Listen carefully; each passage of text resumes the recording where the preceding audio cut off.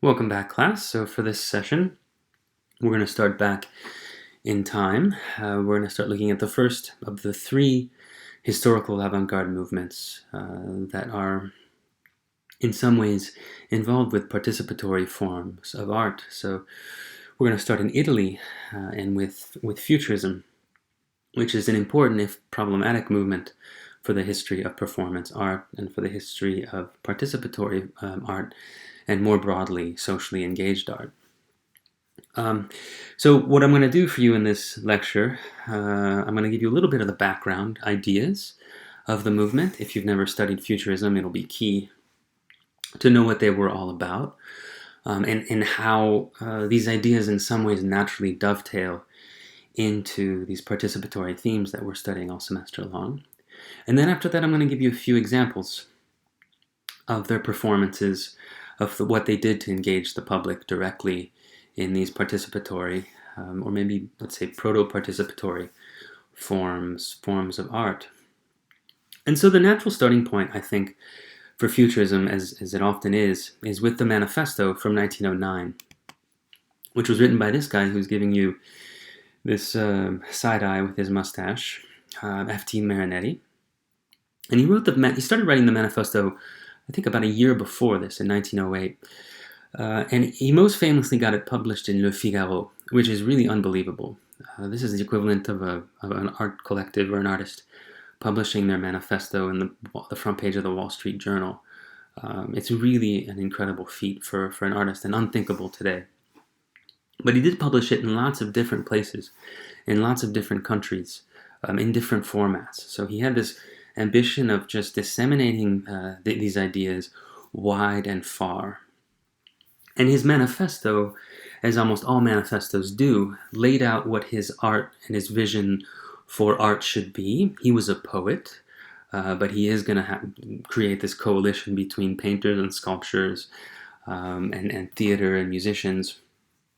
So the manifesto lays out what he thinks art should be, but most importantly, and this is the key kernel of most manifestos, is he lays out how art is going to change society and politics. So right off the bat, a manifesto is almost inherently socially engaged. It has a conception of changing politics and actually dealing with and affecting reality. And Marinetti and the Futurists are definitely no exception. In some ways, this is one of the founding manifestos of the 20th century. So let's just go through some of the key ideas. So the first thing to realize is that the Futurists wanted to establish a direct connection with mass culture. There's a really telling quote by Marinetti, who again, he starts off as a symbolist poet. And this is just a few years before the Manifesto. And kind of pessimistic and resigned, he says, no one reads poetry. Right? No one reads poetry. And with that sort of resigned, sort of, pretty pessimistic statement about poetry, you can already tell it makes sense that he would then want to leave poetry as this hermetic, abstruse, sort of elite form of art towards a direct engagement with the public and with everyday people. But as you're going to see, this direct engagement with everyday people is not so simple. It's also not so innocent. So it's a complicated maneuver here, moving from elite poetry to this more populist form of art making. The other thing that Futurism was all about is fusing art with technology. So they were obsessed with the latest forms of technology, especially really fast cars, speed, trains, velocity. All these things are really wrapped up in the futurist ideology. And it's not only fusing art and technology. It was also the idea of fusing the human body with technology, of almost becoming a cyborg. The legacy of this sci-fi cyborgian figure can be traced back at least to Futurism. And obviously this has been a rich idea for lots of different things in culture. And one of the most famous quotes from the Futurist Manifesto is, "A speeding automobile is more beautiful than the victory of Smoth race." This is the victory of Smoth race, probably the most famous Greek Hellenistic statue that today you can see at the Louvre in Paris. So Marinetti is saying that, this fast car is more beautiful than this old sculpture. So that should already tell you a lot about what the futurists saw and how they understood the merits of the past and of history. The most problematic aspect of futurism was their relationship to the war. And if you read the history of World War I, already by 1912, 1911, even in the first decade of the 20th century, people understood uneasily that something was coming, that there was a war on the way. And if you study the historical avant-gardes, most of them are anti-war. Most of them, like Dada, they're horrified by the war. Futurism is that strange breed of avant-garde art movement that was right-wing when it came to war, and not only war. It embraced war for reasons that I'm going to lay out for you in a moment. Marinetti even enlisted voluntarily to go to war. And so there was something about war, which is naturally wrapped up in technology, war machines, airplanes, bombs, velocity, speed, destruction. All these things are part of the futurist ideology and their cultural program. Their idea for a revolution based in violence. And I think you can see how this will naturally lead them towards fascist politics in Italy. And it's being formed around the same time. And some scholars even argue that Italian fascism was in some ways conditioned by or influenced by these futurists.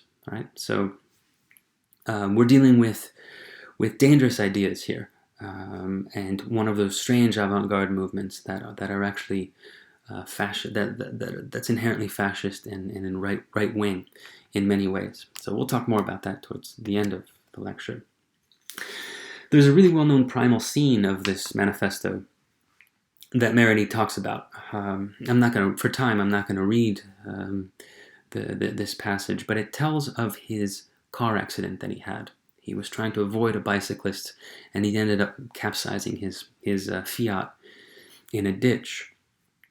And normally you'd think, well, traumatic experience. He didn't have a scratch. He was fine. But it sounds like, car crashes is not the sort of thing you want to get into. It might even be something that's traumatic. It might be something that you'd be fearful of, and you wouldn't think of fondly. Marinetti had the opposite reaction. It was a thrill.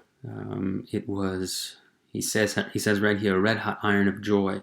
He's almost describing himself melding and becoming like his car. He and his car are like becoming one and the same, like a fused entity, like a cyborg, more like a machine punk cyborg, something like that. And for him, this was an adrenaline rush. Like this speed, this violence, and this destruction is something that was energizing for him, right? So right off the bat, you're seeing the futurist ideology not only about speed, about violence, about destruction, but also almost like adrenaline junkie, embracing pain, embracing catastrophe, and really going all the way through. Really committing itself all the way through in its ideas. And we can extrapolate that primal scene towards the relationship with war. If this car crash is this epiphany for Marinetti, then he realizes that this destruction can lead to a joyous new world, a better world. For him, it will be like a more noble world. And to get there, he thinks that war and destruction is what can pave the way. So in very problematic terms, he says, we intend to glorify war, the only hygiene of the world, militarism, patriotism, the destructive gesture of anarchists, beautiful ideas worth dying for, and contempt for women. These lines already contains so much of what fascism is. So again, we'll talk a little bit more about this at the end, but sometimes there's some misconceptions about what fascism is, especially in relation to communism or socialism or other really important or influential political ideologies in history. So the first thing to know about fascism is that it's probably the most right-wing ideology that you can get. It privileges militarism and the police, order, and war. It privileges patriotism for the nation. So fascism is highly, highly nationalistic. So in this context, this militaristic ideology is in the service of Italy. Marinetti is very, very much a patriot for Italy, an Italian patriot. There's also this, in fascism, there's also this sort of macho, very alpha male kind of thing. Almost like Fight Club, if you've ever seen that movie from the 90s. This idea that a glorification of violence, a glorification of toughness, a glorification of pain, and a debasing of all the ideas that are opposite of that, or perceived to be the opposite of that.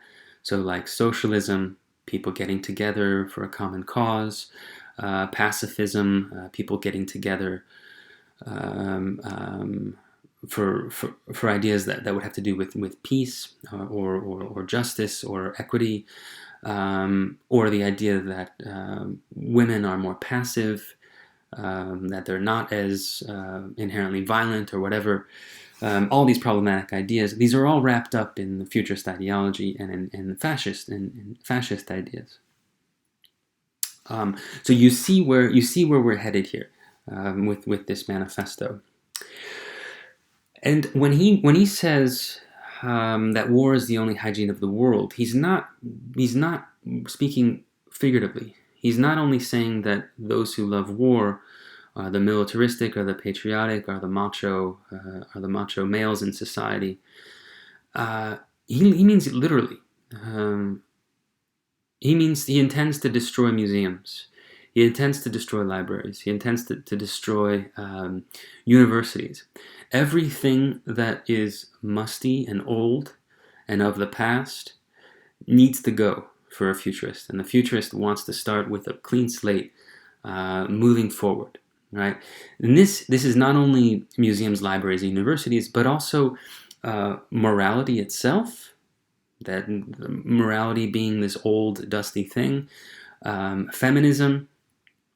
There were women futurists, which is interesting, but there are definitely anti-feminist and misogynist ideas in the early futurist manifestos, and any idea that society should in some ways be equal is deemed to be cowardly by the futurists. So the futurists have an understanding of themselves as artist warriors above society. That they are the great ones who can lead towards a more noble, glory-filled future, right? Where everything from the past is going to be destroyed. And then one other thing from the manifesto, which is interesting, which they don't abide by. But he says that the oldest of us is 30.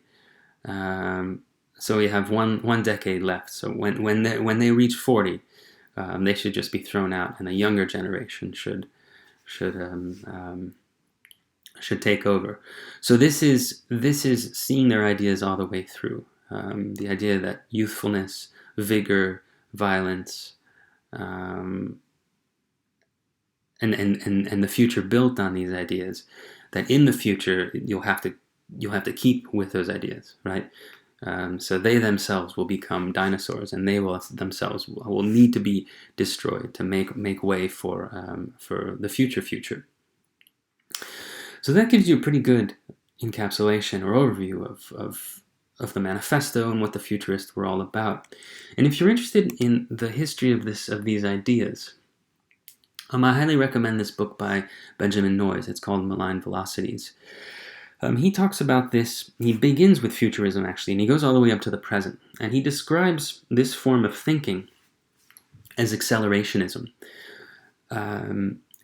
the futurists, rather than trying to work with society, work with the present conditions, which are already, of course, obviously in the early 20th century capitalist, try to show people, educate people about its contradictions, try to come up with ways where we can have a more equitable, just society, one that would be more fair, less exploitive, so on and so forth. The futurists, instead, they had no faith in people. They had no faith in socialism, which inherently does have faith in educating people, in getting people to care about other people and care about equity and social justice. They had no faith in that. So what they thought instead, they thought they could use the present conditions and exacerbate them, accelerate them, make them worse, so that they would kind of destroy themselves, and then they could go on to the future, right?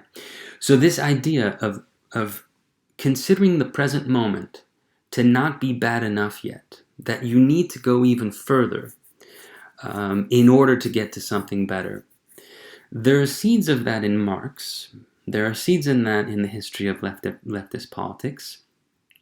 And more recently, philosophers beginning in the 90s who were associated with accelerationism, these are somewhat, well, no, not somewhat, they're very pessimistic thinkers, that they think that capitalism, especially late global capitalism, it's terrible, but there's no going back, and there's no use fighting it, because capitalism will co-opt everything. And so the only way out is to go forward, and the only way out is to make capitalism even worse. And to exacerbate, to go further in its contradictions, in its exploitation, in its violence, and only then can you get through to the other side. So I have a lot of problems with this line of thinking. Be interested to hear what you think about it. The most obvious or the most critical flaw in accelerationist politics is that the one thing we can't do when it comes to the climate, when it comes to global warming, when it comes to the Anthropocene, is that we can't keep going. We can't accelerate that, because that will be, it won't be selective destruction, it will be global destruction. There won't be a future to fight for. So accelerationism doesn't work so well within times of ecological crisis. But for sure, the futurists are in line with this form of thinking, of accelerationism, to take the present conditions, don't try to make them better, but like almost pour salt into the wound to lead towards a future. So it inherently entails, it's a pessimistic politics that thinks that we have to have a certain amount of destruction before we can get to a better place. So if you're interested in this history, this is a very good book, and quite readable. Okay, so the other really key aspect of futurism. So we've talked about futurism as a fascist ideology, as wrapped up with war, as wrapped up with technology. The other thing they're very committed to is the crowd, la folla in Italian. And this is where we get to the most pertinent aspect of futurism for our class. And Christine Poggi has written a whole book on futurism. It's a very good book. And she quotes the futurist ideology of crowds. And she says that the future is desired to integrate with the masses in order to experience the exhilarating tumult at its explosive center. So what she's saying here is that the futurist almost wanted to use the energy of crowds, of large groups of people, in order to harness that energy and to feeling that energy, which I don't know, in a time of COVID-19, crowds and being around people has a different resonance. But before this, if you've ever been in a large crowd, either for a concert or for a sporting event or for a rally or a protest, whatever it might be, I've certainly been probably in all of those. There is this sort of psychic thing that happens to you in a crowd, a type of euphoria, a type of groupthink, it elicits a certain response that can be quite powerful, very, very powerful. And that power can lead towards good things, and that power can lead to destructive things, right? There are really beautiful crowds that maybe you've been a part of where you feel like, wow, we're in solidarity with a noble idea. Or there can be crowds that can be very destructive. Crowds that become violent and sort of self-defeating or self-destructive. This is the crowd that the futurists were trying to harness. But the second part of this quote is also really important, because Poggi says they desired to stand above or beyond it in order to make the crowd an instrument of their will. So Marinetti was actually fascinated but also fearful of the crowd. Like he worried about losing his individuality in the crowd. So the futurists had this very elitist artist warrior conception of themselves vis-a-vis the crowd, where the crowd almost becomes their medium, right? This is very clear how this is syncing up with our theme of participatory art in this class. And it's really interesting because right in the latter part of the 19th century, earlier 20th century, you had some of the first psychologists and thinkers dealing with crowd psychology, dealing with what does it mean for a human being to be in a crowd, and what does that do to the human subject, to the human individual. What is a crowd, right? And the futurists were reading all about this, and it was very interesting to them because they understood that crowds could be very powerful entities, very powerful forces that could be harnessed. And so that's a really good entry point into the activities of the futurists. So one of the most famous things that they did, of course, they made paintings and sculptures and so on and so forth in their futurist film. But probably their most cutting edge and important contributions to avant-garde art are their socially engaged participatory forms of work where they used and they worked with the audience.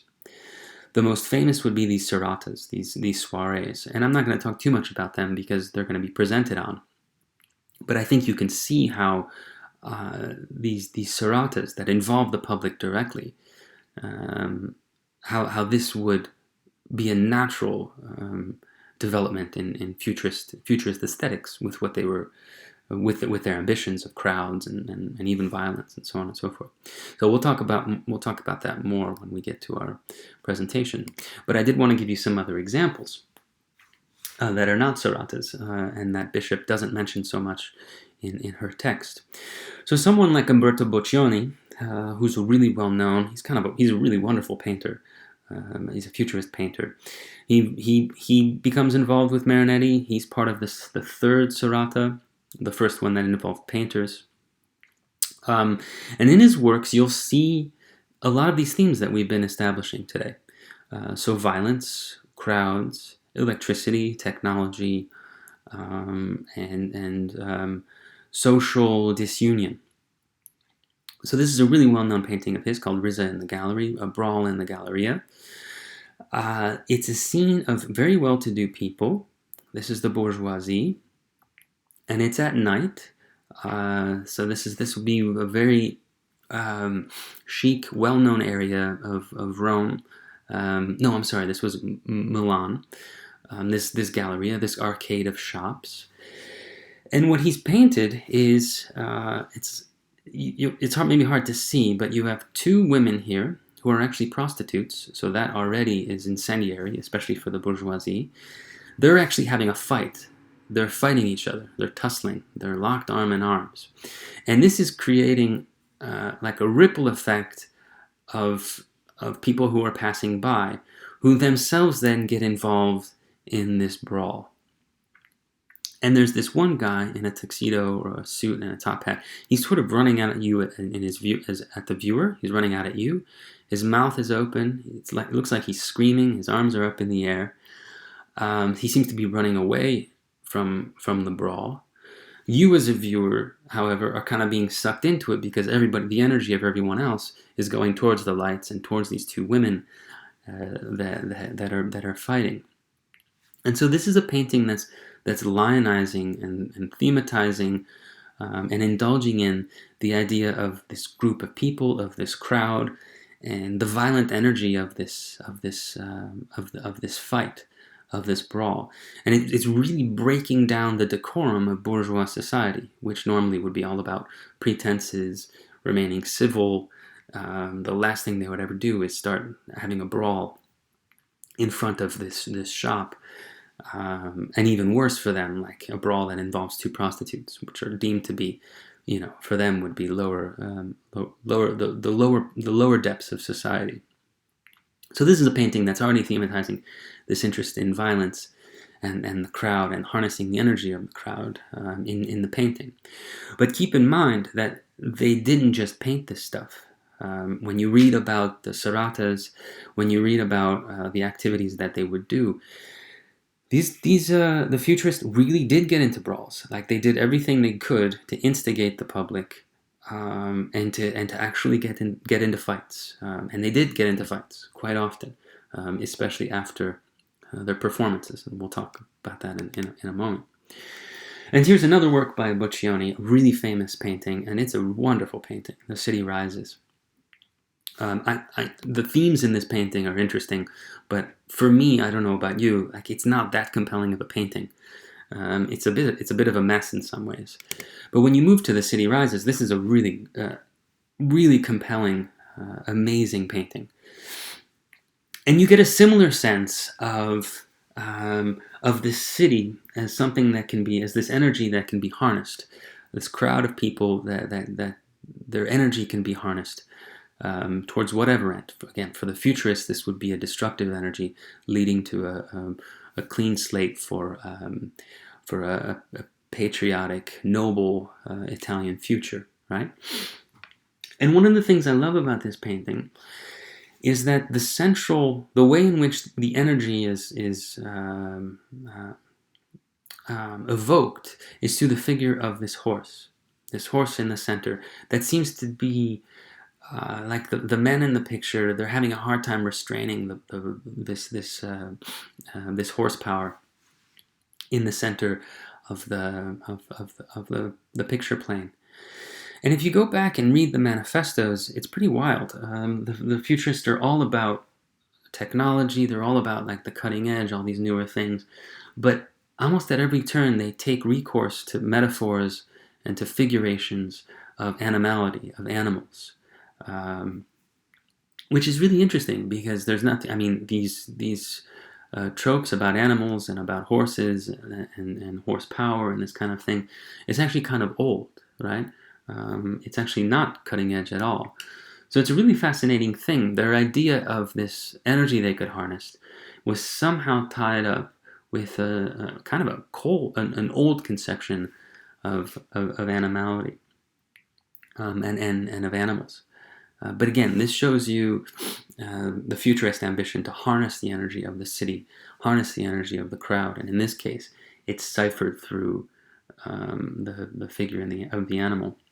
And what I find fascinating, because this is the topic I work on animals in art, 20th century and contemporary art, is that all these guys that were writing about crowd theory, which we talked about before, that very much influenced the futurists.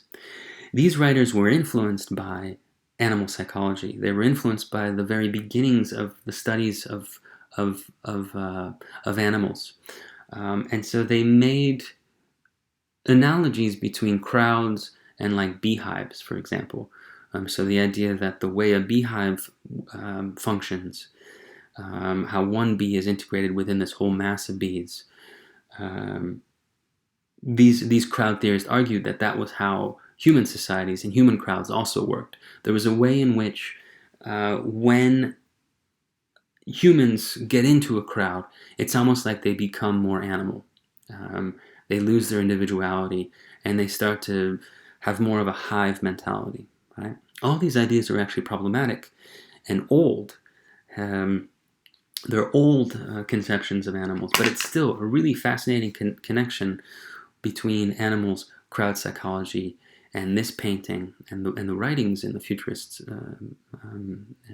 writings, that almost at every turn they take recourse They talk about animals and horsepower and wolves and whatever else. There's so many of them. So the futurists also worked with collage. They're influenced by Cubism and Picasso and Braque.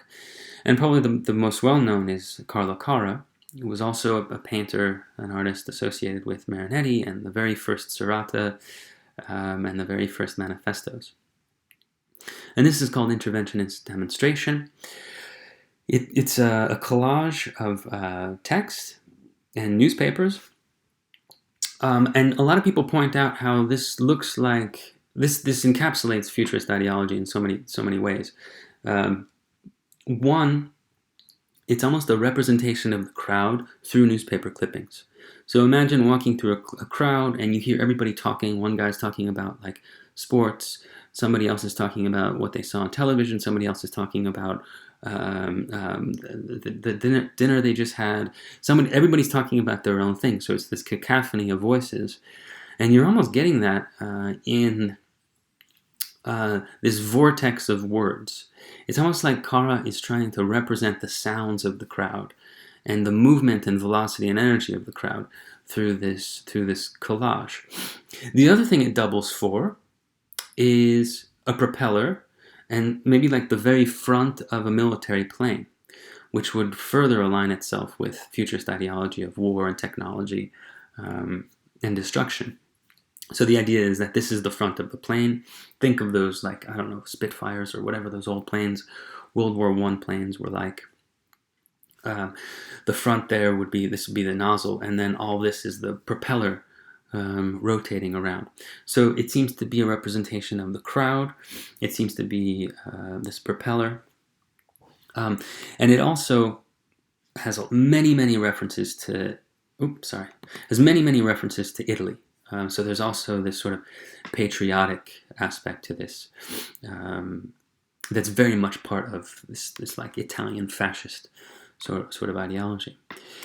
Carra was likely influenced by Marinetti's poetry, which also tried to use words, and in many cases onomatopoeias. Onomatopoeia is, it doesn't mean something, it sounds like something. So Zang Tum Tum was Marinetti's very famous book, and an instance of onomatopoeia. Zang Tum Tum was an onomatopoeia for like cannon fire or artillery, right? And you can actually see it right here, Zang Tum Tum. Carra's referenced it in his collage. So Marinetti's poetry, which is using sounds from technology, sounds from war, sounds from everyday life, he's using in his poetry. It's showing up in Carra's work. And if we're talking about sounds, we have to then talk about Luigi Rusolo. And I can't recommend enough the extra essay I gave you for this week if you ever have time, and especially if you're interested in the history of music and the history of avant-garde music and noise and ambient electronic music and so on and so forth. Rusolo is really important for this. So Rusolo, like Boccioni's, like Carra's painting, and like Marinetti's poetry, his conception of music, of futurist composition, of futurist music, would be one that incorporates technology, the crowd, the streets, the city, all this energy that we've been dealing with today, that the futurists are trying to harness in their work. And so he tries to replicate this in his compositions, and he even built his own instruments, these noise instruments. And this is an actual photograph. This is him, and these are his noise instruments that he built himself, that would replicate various noises, industrial noises, noises from locomotives, noises from everyday city life. Right. So he wrote a manifesto called The Art of Noises, and he says at some point in this manifesto, let's cross a great modern capital city, a great modern capital, with ears more attentive than eyes, and we'll enjoy picking out the eddying of water, air, and gas in metallic pipes, the rumble of motors that breathe and pulse with an indisputable animality. See, this figure of animals coming back so often with the Futurists. The throbbing of valves, back and forth of pistons, the screeching of mechanical saws, the bouncing of trams on rails, cracking of whips, so on and so forth, right? And then, of course, at the end, flags, nationalism, patriotism, so on and so forth. So his idea of music, which is so influential because in 1913, as you'll see in a moment, this was like laughable. No one understood what he was doing. But odds are, is you listen to music that has sampled all sorts of different sounds.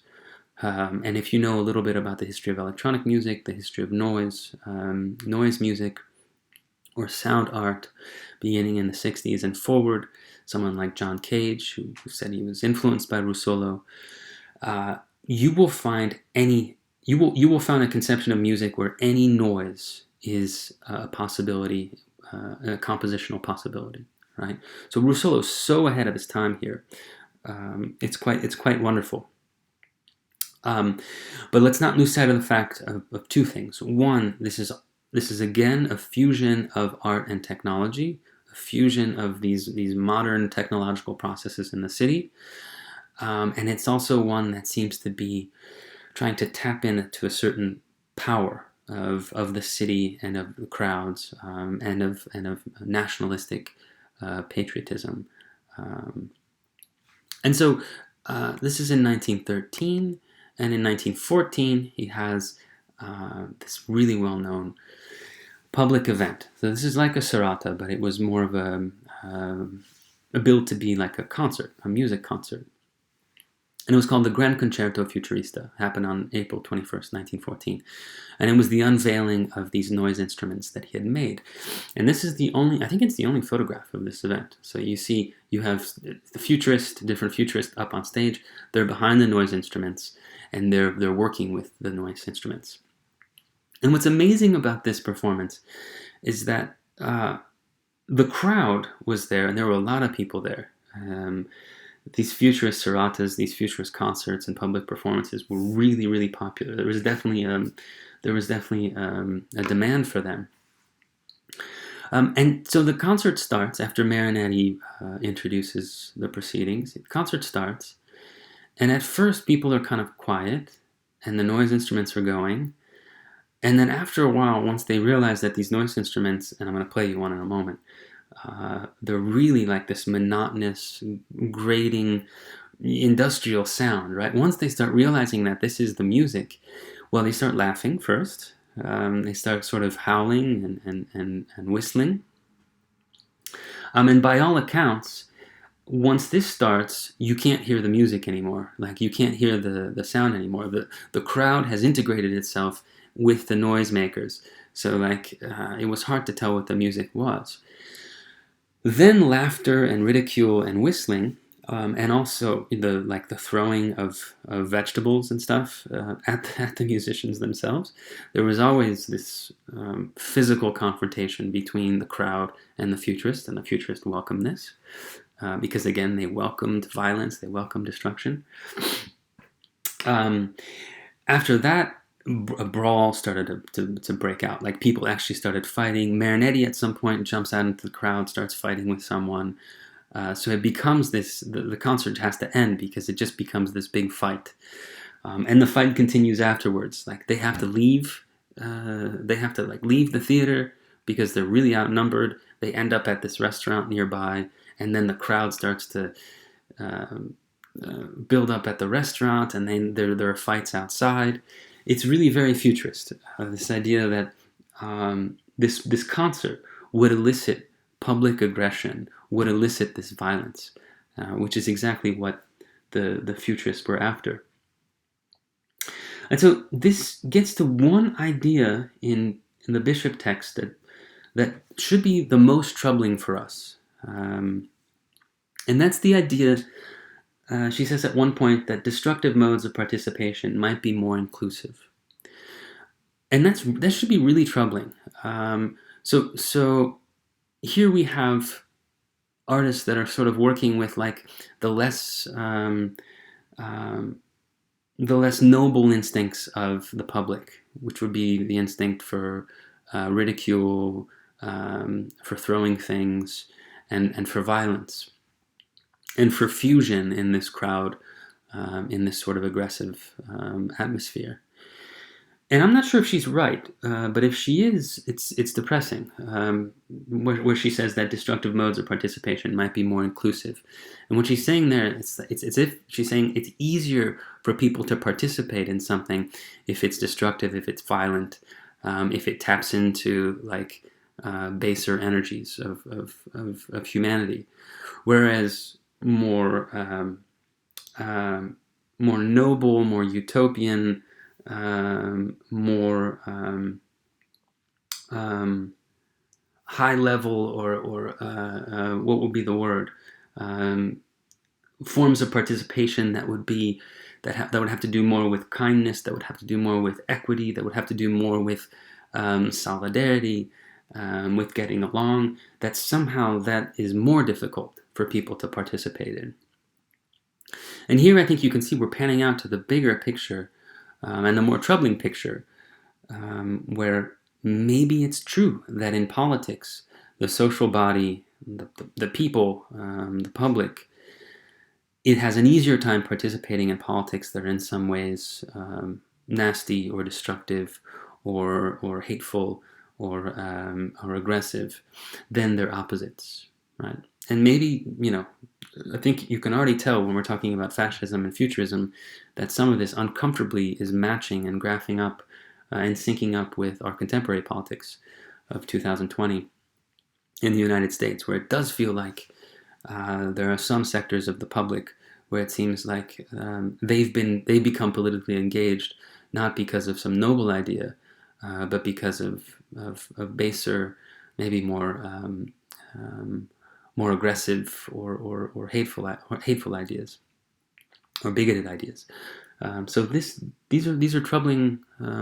This is a troubling thought, and if it's true in art, then it's really a troubling thing.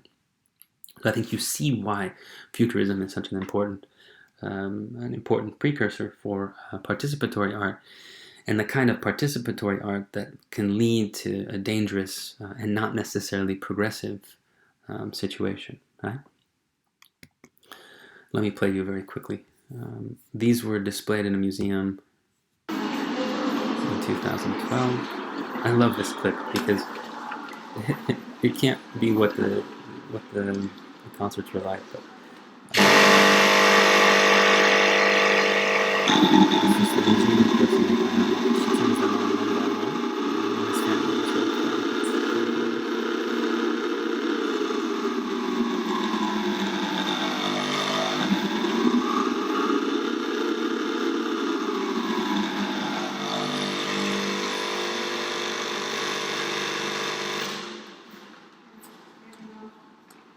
So each noise instrument has a different sound.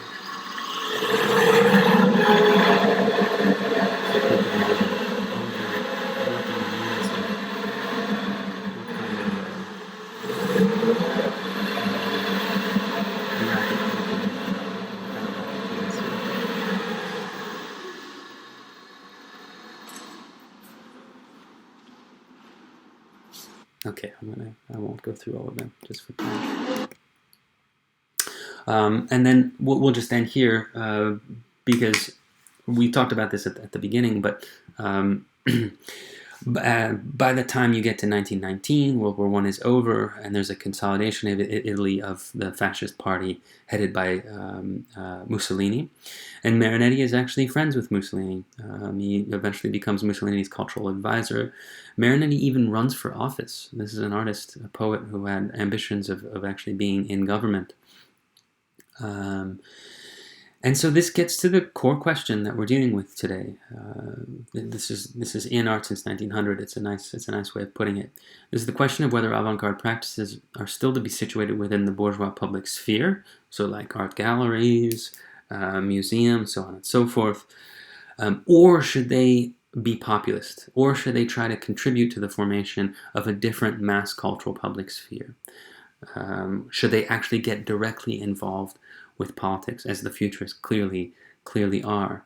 This is a huge question for our class. This is a huge question for socially engaged and participatory forms of art. And Bishop makes this point. in her book, she says there's no way of knowing whether a participatory form of work is going to lead to something that's progressive and on the left, or whether it's going to lead to something that's more dominating, fascist, or something that would align itself more with right-wing politics. So there's this malleable aspect to using and working with people, with crowds, and with the public that's inherently unstable, that's inherently charged, and maybe difficult to negotiate with, even if the artist has a certain intention. So very clear how the Futurists really add to this history of participatory art. Okay, I think that's enough for today. Hope you enjoyed it. And then the next session will be about, we'll go to the very opposite of the political spectrum.